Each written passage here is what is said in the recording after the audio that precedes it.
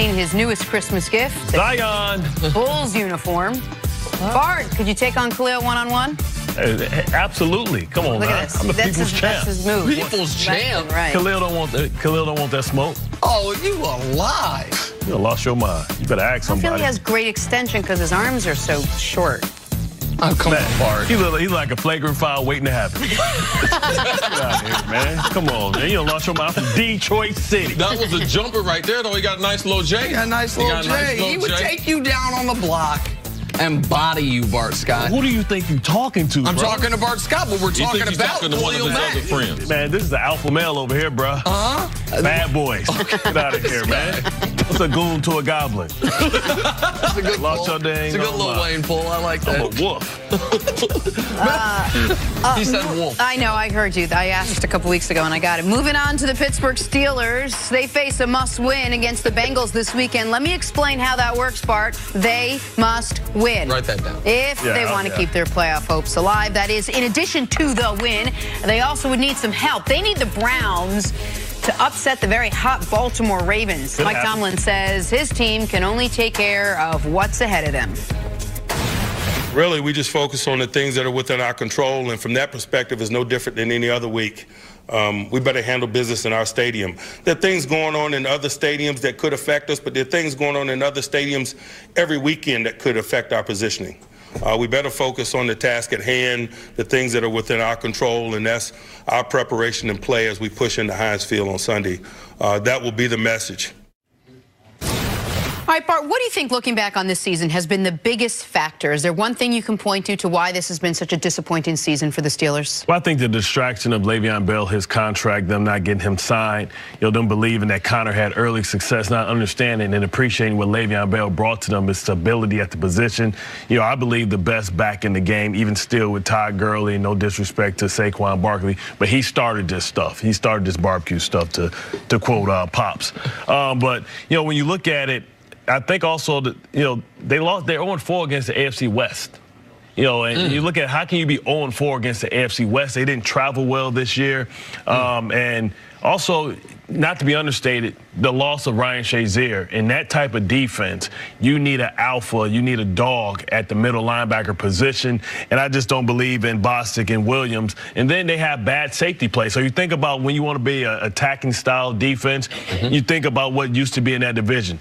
Ed Reed, you think about Palomalu, you think about Ferry, you think about Ray Lewis. You need impact players at that position. They don't have that, so now they have to do it with smoke and mirrors. They leave guys on islands, and they're just not prepared to make those type of plays. They're the 31st running team in football. I mean, C's talked about it and probably will again, like what a disproportionate number of times they're passing versus running the ball. It was similar to what the Vikings were doing. Vikings offensive coordinator got fired because of it. If they had one more win, they would be in control of their own destiny going into Week 17. And they would still, in my opinion, be having a very disappointing season, which they have had the last several seasons. For sure, but like last year, I don't think you thought it was disappointing. I told you before the season they weren't going to end the way the Steelers wanted because they had too many dysfunctions on the team. So it did end in a disappointment like I predicted. No, last year it ended, but last year during the year, 13-3, I don't think, at least I wouldn't have considered that a disappointment. Last year it was disappointing because if they start giving out trophies at the end of the regular season, they had a great one. Lombardi Trophy regular season. Your big point is, I think, that that the Steelers, it's about Super Bowl appearances, and with Bell, Big Ben, and Brown, they've never been there. Well, what have they won? Right. They've never won. The closest they came was the AFC Championship game a couple years ago. They couldn't beat New England. Last year, they couldn't even get back there. But I do think it starts with Le'Veon Bell. The point I was making is that if they had won one more game, they'd be in first in the division. If they had two more wins, they'd be on pace to have a bye, which maybe it would still have been underachieving, but it wouldn't be a disaster. This is a potential disaster of a season because at the beginning of the year, they were unsettled at that position. They go 1-2-1 to start this season, and then late in the year, they blow games, a 16-point lead at home against the Chargers, a game against the Raiders that they have no business blowing. Why? Because they can't ice it away on the ground with a running back. Like I do think you you can't replace elite players at any spot. Even if you have really good players behind him.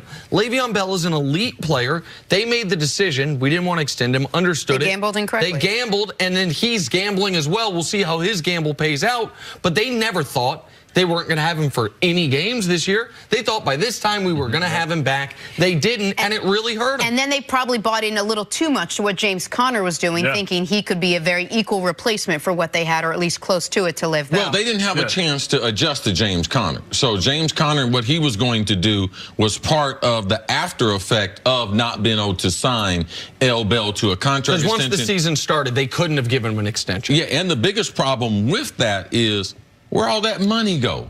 What did they do with that money? You could have signed several good players if you knew that, okay, he's not going to be here.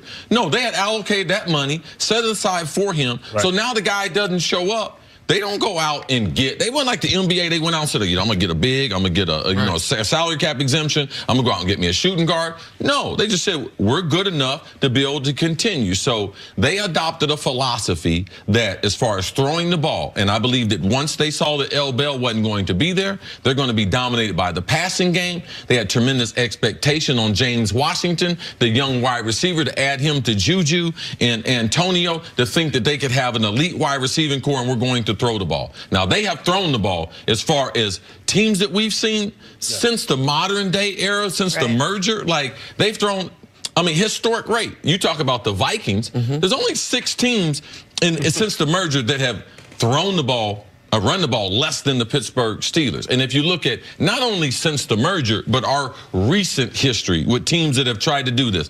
Drew Brees tried to do this a couple years ago. Not successful. Flacco did it. Phillip Rivers and Drew Brees again. None of these teams won more than 8 games. So the philosophy the Pittsburgh Steelers adopted, that we're going to be a dominant by our quarterback and our wide receivers.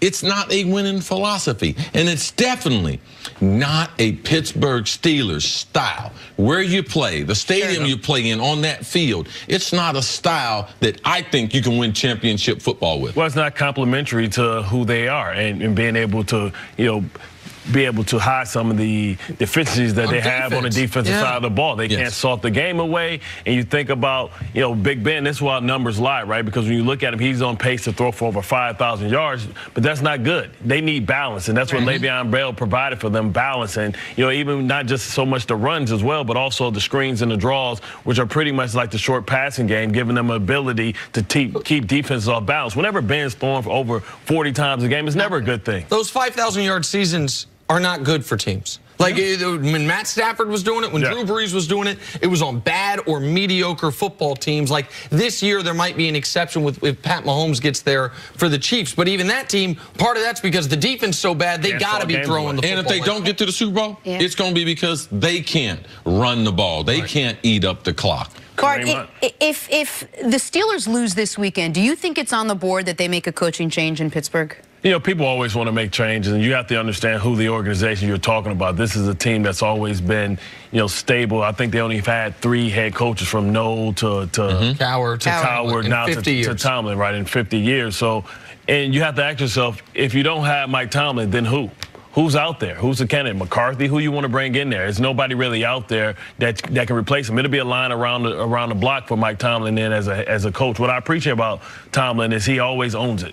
I don't always agree with some of the decisions. We think about the fake punt last week. He's made some questionable decisions. He's gambled and lost. But he did win, and he has had this team in the running for the playoffs or close to it for a championship every single year of his career. See, who would be the 3 happiest teams if Mike Tomlin got fired? Baltimore, Cincinnati, and Cleveland.